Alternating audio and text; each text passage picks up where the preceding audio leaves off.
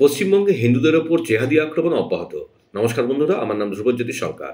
গতকালও রাজ্যের দু জায়গায় এই জেহাদি আক্রমণের ঘটনা ঘটে।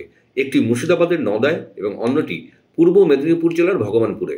আইন শৃঙ্খলা রক্ষা ও সুরক্ষা দিতে সম্পূর্ণভাবে ব্যর্থ পুলিশ প্রশাসন।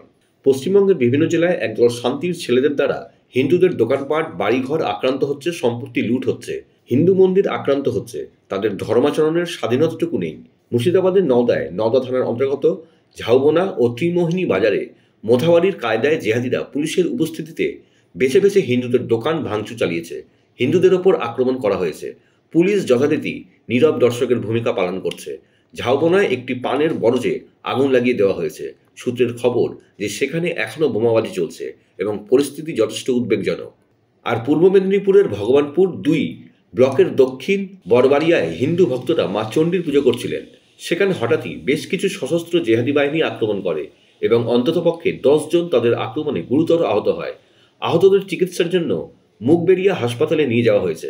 রাজ্যের পুলিশ যদি সঠিকভাবে নিজের কাজ করত তাহলে এই ধরনের ঘটনা ঘটে না।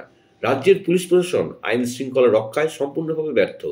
ভিডিওটি পোস্ট করে শুভেন্দু অধিকারী লিখেছেন, আমি পশ্চিমবঙ্গের মুখ্য সচিবকে রাজ্যের আইন শৃঙ্খলা ফিরিয়ে আনতে অবিলম্বে কেন্দ্রীয় বাহিনীর সাহায্য চাইতে বলছি, কারণ এখন এই দলদাস পুলিশের পক্ষে রাজ্যের আইন শৃঙ্খলা ফিরিয়ে আনা সম্ভব নয়।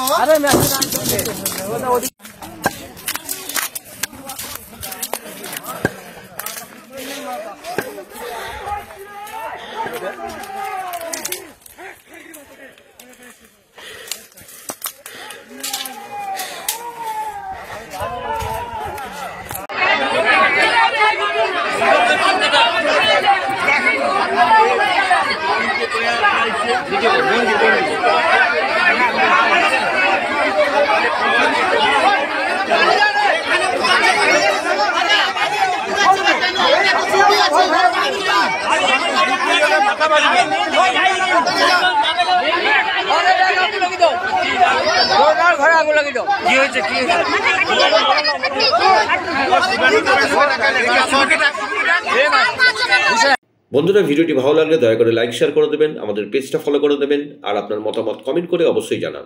ধন্যবাদ।